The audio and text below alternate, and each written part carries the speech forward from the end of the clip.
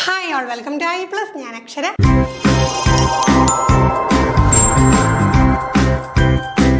Seated എക്സാമിനേഷനും കേറ്റഡ് എക്സാമിനേഷനും common psychology കൺസെപ്റ്റിൽ നിന്നുള്ള recent questions നമ്മൾ discuss ചെയ്തുകൊണ്ടിരുന്നതാണ്. ഇന്നത്തെ സെക്ഷനിൽ നമ്മൾ 5 ചോദ്യങ്ങളാണ് ഡിസ്കസ് ചെയ്യാനായിട്ട് പോകുന്നത്. ആദ്യത്തെ ചോദ്യത്തിലേക്ക് കടക്കാം. In which of the following method teacher and student interchange their roles? Reciprocal teaching, conditional learning, receptive learning, expository learning teaching. അപ്പോൾ നോക്കിക്കേ, ടീച്ചറും സ്റ്റുഡൻറ്റും റോള് ഇൻ്റർചേഞ്ച് ചെയ്യുന്നത് ഏത് മെത്തേഡിലാണ്? നമ്മൾ ഇതിന് മുമ്പ് ഒരു സെക്ഷനിൽ ഇതിനെക്കുറിച്ച് പറഞ്ഞിട്ടുള്ളതാണ്. വൈഗോട്സ്കിയുടെ അഭിപ്രായ പ്രകാരം ഉള്ള ടീച്ചിങ് സ്ട്രാറ്റജിയിൽ ടീച്ചറിന് അഡോപ്റ്റ് ചെയ്യാൻ കഴിയുന്നത് ഈ കൂട്ടത്തിൽ ഏത് എന്നുള്ള ഒരു ചോദ്യം നമ്മൾ മുമ്പും വർക്കൗട്ട് ചെയ്തിട്ടുള്ളതാണ്. അപ്പോൾ ആ കൺസെപ്റ്റ് തന്നെയാണ് നമുക്കിവിടെ കാണാൻ കഴിയുന്നത്. എന്താണ് ടീച്ചർ ആൻഡ് സ്റ്റുഡൻറ്റ് ഇൻ്റർചേഞ്ച് ചെയ്യുന്ന റോൾ ഇൻ്റർചേഞ്ച് ചെയ്യുന്നതിന് എന്താ പറയുക? റെസിപ്രോക്കൽ ടീച്ചിങ് എന്നാണ് നമ്മൾ പറയുക. അടുത്ത ചോദ്യം, Visa analyzes that she has more problems in learning topic X than in learning topic Z because she is interested in topic Z and is paying focused attention to it. Which of the following construct describe Visa's ability to analyze her thinking?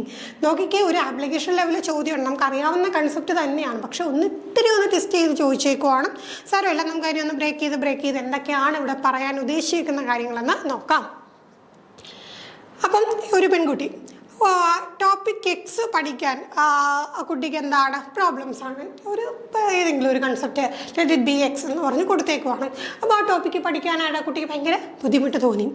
എന്നാൽ topic Z വന്നപ്പോഴത്തേക്ക് എന്താണ്, അത്ര ബുദ്ധിമുട്ടില്ല. അപ്പോൾ ഇസഡിനെ compare ചെയ്ത് നോക്കുമ്പോൾ X പഠിക്കാൻ ബുദ്ധിമുട്ടാണ്. കാര്യം എന്താണ്, ഇസഡ് ടോപ്പിക്ക് എന്താണ് ആ കുട്ടിക്ക് കുറച്ചും കൂടെ ഇൻട്രസ്റ്റ് ഉണ്ട്. അതുകൊണ്ട് എന്താണ്, ഇഷ്ടമുള്ള ഇൻട്രസ്റ്റ് ഉണ്ടായതുകൊണ്ട് അതിന് കുറച്ചധികം അറ്റൻഷൻ കൊടുത്ത ആ കുട്ടി പഠിച്ചു.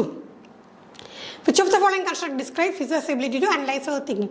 അപ്പോൾ ഇങ്ങനെ കുട്ടി തന്നെ സ്വയം മനസ്സിലാക്കുവാണ്, എനിക്ക് ആ ഒരു ടോപ്പിക്ക് പഠിക്കാൻ ഈ ഒരു ടോപ്പിക്കിനേക്കാളും പാടാണ്, ഈ ടോപ്പിക്ക് എനിക്ക് എളുപ്പമായതിൻ്റെ കാര്യം ഇതെനിക്ക് ഇൻട്രസ്റ്റ് ഉണ്ടായതുകൊണ്ട് ഞാൻ അതിൽ കൂടുതൽ ശ്രദ്ധ കൊടുത്തു. ഈ ഒരു കൺസെപ്റ്റ് ഈ കുട്ടി ചിന്തിച്ച ഈ ഒരു രീതിയെ എന്ത് കൺസെപ്റ്റുമായിട്ടാണ് നമുക്ക് കണക്ട് ചെയ്യാനായിട്ട് പറ്റുന്നതെന്നാണ് ചോദ്യം. Cognitive conflict, metacognition, memory, cognition. അപ്പോൾ ഇവിടെ എന്താണ്, കുട്ടിയുടെ ചിന്തയെക്കുറിച്ച് ചിന്തിച്ചതാണല്ലേ. അപ്പം അവിടെ എന്താണ്, നമ്മൾ കോഗ്നീഷനെ കുറിച്ചുള്ള കോഗ്നീഷൻ എന്ന് വരുമ്പോഴത്തേക്ക് എന്താണ് അവിടെ ഉത്തരം വരിക? അത് മെറ്റാകോഗ്നീഷനാണ്. അപ്പോൾ എന്ത് ചെയ്യുന്നു, നമ്മൾ ചിന്തിക്കുന്ന ഒരു കാര്യത്തെക്കുറിച്ച്, നമ്മുടെ ചിന്തയെക്കുറിച്ച് എന്ത് ചെയ്യുന്നു, നമ്മൾ ചിന്തിക്കുന്നു. അപ്പം ഞാനതിൽ കൂടുതൽ ശ്രദ്ധ കൊടുത്തു എന്നുള്ള കാര്യത്തെക്കുറിച്ച് ഞാൻ എന്ത് ചെയ്യുന്നു, ചിന്തിക്കുന്നു. അപ്പോൾ അവിടെ എന്താ വരിക? മെറ്റാകോഗ്നീഷനാണ്. തിങ്കിങ് അബൌട്ട് തിങ്കിങ് ആണ്. അടുത്ത ചോദ്യം, Howard Gardner's theory of multiple intelligence proposes that. അപ്പോൾ നമുക്ക് ഇൻ്റലിജൻസ് എന്ന് പറഞ്ഞ ടോപ്പിക്ക് സ്ഥിരമായിട്ട് ചോദിക്കുന്ന മറ്റൊരു ടോപ്പിക്കാണ്. അപ്പോൾ ആ ഒരു ടോപ്പിക്കിൽ നമുക്ക് ചില സമയത്ത് എന്താണ്, പല ടൈപ്പ് ഇൻ്റലിജൻസിനെ കുറിച്ച് കൊടുത്തിട്ട് അപ്പോൾ അത് ഇപ്പോൾ എന്തെങ്കിലും ഒരു സ്പെസിഫിക് സിറ്റുവേഷൻ തന്നിട്ട്, ഇപ്പോൾ എന്താണ് അത്ലറ്റിക്സിൽ വളരെ മികച്ച നിലവാരം പുലർത്തുന്ന കുട്ടിയിൽ എന്ത് ഇൻ്റലിജൻസ് ആണുള്ളത്, അല്ലെങ്കിൽ ചിത്രം രചനയിൽ ഇൻ്റലിജൻസ് ഉള്ള കുട്ടിക്ക് എന്ത് ഇൻ്റലിജൻസ് ആണുള്ളത്. അപ്പോൾ അത്തരത്തിലുള്ള ചോദ്യങ്ങൾ ചോദിക്കാറുണ്ട്. പിന്നെ ഈ പറയുന്ന പോലെ നമുക്ക് ലിസ്റ്റുകൾ തന്നിട്ട് അതിനെ കോളംസ് തമ്മിൽ മാച്ച് ചെയ്യാനായിട്ട് ചോദിക്കാറുണ്ട്. ഇപ്പോൾ പല പ്രൊഫഷൻസ് വരുന്നു, പല ഇൻ്റലിജൻസ് കൊടുക്കുന്നു, അതിനെ കണക്ട് ചെയ്യാനായിട്ട് ചോദിക്കാറുണ്ട്. ചില ടൈമിൽ എന്താണ് ഇതുപോലെ നമുക്ക് ഡയറക്റ്റ് ചോദിക്കാറുണ്ട്. അപ്പോൾ ഇത്തവണത്തെ ചോദ്യം കുറച്ച് ഈസി ആയിട്ടുള്ള ചോദ്യമാണ്. നമുക്ക് ഓപ്ഷൻ നോക്കാം. Intelligence is A practical goal oriented activity. Intelligence comprises of 7 intelligence in a hierarchical order. Intelligence is a generic ability that he labeled as G. Intelligence comprises of several kinds of human abilities. അപ്പോൾ എന്താണ് നമുക്കിവിടെ ഉത്തരം വരിക? Howard ഗാർഡനറിൻ്റെ multiple intelligence theory പ്രകാരം എന്തായിരിക്കും ഇവിടെ ഏറ്റവും ആപ്റ്റായിട്ടുള്ള answer? Intelligence എന്ന് പറയുന്നത് എന്താണ്, അതൊരൊറ്റ സംഗതി മാത്രമാണോ? അല്ല, several kind of human abilities ആണ്. അപ്പോൾ നമുക്ക് എന്താണ് യൂണിഫാക്ടർ തിയറി, 2 ഫാക്ടർ തിയറി, അങ്ങനെ കുറേ തിയറീസ് നമ്മൾ പഠിച്ചു വന്നു അല്ലേ. പക്ഷേ ഹവാർഡ് ഗാർഡൻ്റെ തിയറിയാണ് കുറച്ചും കൂടെ ആപ്ലിക്കബിൾ ആയിട്ട് നമ്മൾ ഉപയോഗിക്കാറുള്ളത്. എന്താ കാര്യം, അത് അവിടെ നമുക്ക് മനസ്സിലാക്കാൻ കഴിയും പല തരത്തിലുള്ള ഇൻ്റലിജൻസ് ഉണ്ട്. ആദ്യത്തെ തിയറിസ്റ്റുകൾ പറഞ്ഞ പോലെ ഒരു ജനറൽ ഇൻ്റലിജൻസ്, പിന്നെ ചില സ്പെസിഫിക് ഇൻ്റലിജൻസ്, അങ്ങനെ മാത്രമല്ല പല തരത്തിലുള്ള ഇൻ്റലിജൻസ് ഉണ്ട്.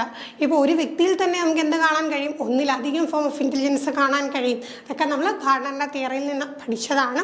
അപ്പോൾ നോക്കിക്കേ, intelligence comprise of several kinds of human abilities, പലതരത്തിലുള്ള ഹ്യൂമൻ എബിലിറ്റീസ് ചേർന്നിട്ടാണ് എന്ത് വരിക, ഈ പറയുന്ന ഇൻ്റലിജൻസ് വരിക.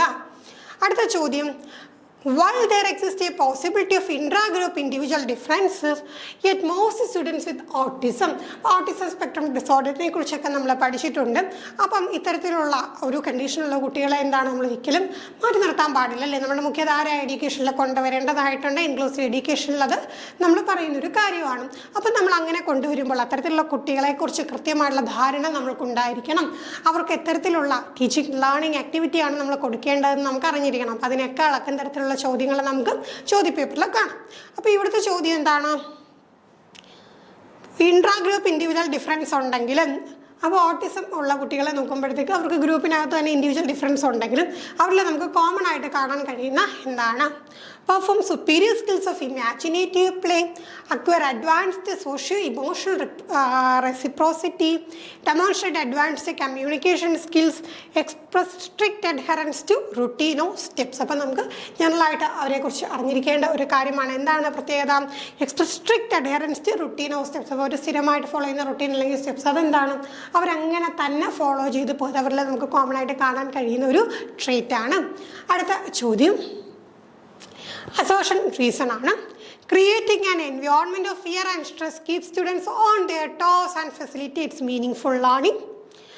Reason, learning is governed only by extrinsic factors. അപ്പോൾ രണ്ട് കാര്യങ്ങളാണ്. അപ്പോൾ നമുക്ക് ഇരുത്തി ചിന്തിച്ച് നോക്കാം. ആദ്യം ഇത് ഏത് അസേർഷൻ ഏത് റീസൺ ഒന്നും നോക്കണ്ട, പകരം എന്ത് ചെയ്യണം? നമ്മൾ ഈ രണ്ട് കൺസെപ്റ്റുകൾ ആദ്യം ശരിയാണോ എന്ന് നോക്കണം. ഒന്നാമത്തെ നമുക്ക് നോക്കാം. Creating N environment of fear and stress. അപ്പോൾ കുട്ടിക്ക് പേടിയുള്ള സ്ട്രെസ്സുള്ള ഒരു എൻവയോൺമെൻറ്റ്, അപ്പോൾ കുട്ടിക്ക് ഭയം ഉളവാക്കുന്ന ഒരു പഠന അന്തരീക്ഷം സൃഷ്ടിച്ചു കഴിഞ്ഞാൽ കുട്ടി എന്താണ്? സ്വന്തം കാലിൽ നിൽക്കുകയും മീനിങ് ഫുൾ ആയിട്ടുള്ള ലേണിംഗ്, അർത്ഥവത്തായിട്ടുള്ള പഠനം അവിടെ ഫെസിലിറ്റേറ്റ് ചെയ്യപ്പെടുകയും ചെയ്യും. ഒന്ന് ആലോചിച്ച് നോക്കിയാൽ ശരിയാണോ? നമുക്കതിനെ പറ്റും. ഭയങ്കര ഫിയറിലും സ്ട്രെസ്സിലും നിന്നുകൊണ്ടൊരു കാര്യം പഠിക്കാനായിട്ട് നമുക്ക് പറ്റും? ഒരിക്കലും പറ്റില്ല. അപ്പോൾ കുട്ടികളുടെ കാര്യം നോക്കണം.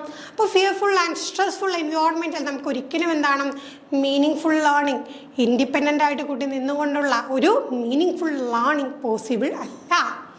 ഓക്കെ, അപ്പോൾ നമുക്ക് ഓൾറെഡി ഒരെണ്ണം തെറ്റാതെ മനസ്സിലായി. നമുക്ക് ജസ്റ്റ് അടുത്ത സ്റ്റേറ്റ്മെൻറ്റൂടെ നോക്കാം. Learning is governed only by extrinsic factors. പുറമേയുള്ള ബാഹ്യമായിട്ടുള്ള ഫാക്ടേഴ്സിൻ്റെ ഒരു ഇൻഫ്ലുവൻസ് കൊണ്ട് മാത്രമാണ് ലേണിംഗ് നടക്കുക. പഠനം അങ്ങനെയാണോ? നമുക്ക് ആന്തരികമായിട്ടും ബാഹ്യമായിട്ടും ഉള്ള ഘടകങ്ങളുണ്ടല്ലേ. അപ്പോൾ നമുക്ക് എന്താണോ ഈ പറയുന്ന പോലെ എന്തെങ്കിലും ഒരു എക്സ്ട്രിൻസിക് റിവാർഡിന് വേണ്ടിയിട്ടും അല്ലെങ്കിൽ പണിഷ്മെൻറ്റിനെ ഭയന്നിട്ടൊക്കെ പഠിക്കുവാണെങ്കിൽ അത് ലേണിങ്ങിനെ ഗവേൺ ചെയ്യുന്നുണ്ട്. അതുകൂടാതെ നമുക്കറിയാലോ ഇൻറ്റേർണൽ ഫാക്ടേഴ്സ് ഉണ്ടല്ലോ.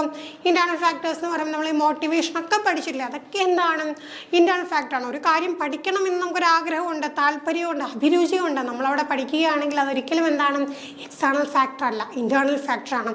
അപ്പോൾ നമുക്ക് ഇവിടെ തന്നെ ഉറപ്പിക്കാമല്ലോ ഈ രണ്ട് സ്റ്റേറ്റ്മെൻറ്റും തെറ്റാണ്. പിന്നെ നമ്മൾ കൂടുതൽ എന്തെങ്കിലും നോക്കേണ്ട കാര്യമുണ്ടോ? കൂടുതൽ ഈ പറയുന്ന അസോഷൻ ശരി, റീസൺ കറക്റ്റ് അല്ല, അങ്ങനെ ഒന്നും നോക്കേണ്ട കാര്യമില്ല. അവിടെ തന്നെ ഉത്തരം കിട്ടി. എന്താണ്? Both A and R are false എന്നേക്കുന്ന രണ്ട് കാര്യങ്ങളും, അസേർഷനായിട്ട് കൊടുത്ത കാര്യം അതിൻ്റെ റീസണായിട്ട് കൊടുത്ത കാര്യം തെറ്റാണ്. അപ്പോൾ അസേർഷനും റീസണും തെറ്റാണ്. പിന്നെ ഇത് അസേർഷൻ്റെ കറക്റ്റ് റീസൺ ആണോ എന്ന് നമ്മൾ ചിന്തിക്കേണ്ട കാര്യം അവിടെ ഇല്ല. ആ ഒരു കാര്യം ഓർത്തോളാം. അപ്പോൾ അത്രയും കാര്യങ്ങളാണ് നമുക്ക് ഈ ഒരു സെക്ഷനിൽ ഡിസ്കസ് ചെയ്യാനായിട്ടുള്ളത്.